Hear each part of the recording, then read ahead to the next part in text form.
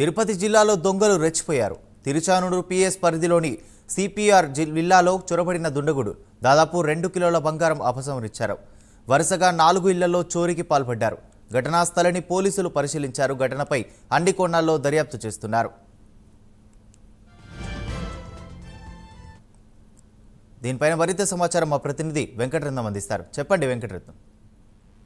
Right దేవా, తిరుపతిలో నిన్న అర్ధరాత్రి భారీ చోరీ జరిగింది. దాదాపు 1.5 కిలో బంగారం దొంగలించడం జరిగింది. తిరుచానూరు పోలీస్ స్టేషన్ పరిధిలో సిపిఆర్ విలేజ్ లో ఈ ఘటన చోటు చేసుకుంది. వరుసగా 4 ఇళ్లలో చేతివాటం ప్రదర్శించారు దొంగలు.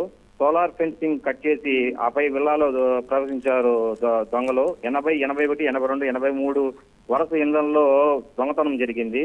ముఖ్యంగా మేఘనాథ్ రెడ్డి అనే అతని ఇంట్లో నిద్రిస్తుండగా 1వ అంతస్తులో వెళ్లి కేజీ బంగారం అపహరణ చేశారు. ఇల్లు గెస్ట్ హౌస్ గా ఉపయోగించుకోవడం వల్ల ఈ ఘటన జరిగిందని సంఘటనా స్థలానికి క్రైమ్ పోలీసులు కూడా రావడం జరిగింది. క్లూజ్ టీం చేరుకొని ఆధారం సేకరిస్తున్నారు. బాధితుల ఫిర్యాదు మీదకు తిరుచానూరు పోలీస్ స్టేషన్ లో కేసు నమోదు చేయడం జరిగింది. దేవా, ఓకే, థ్యాంక్ యూ వెంకట.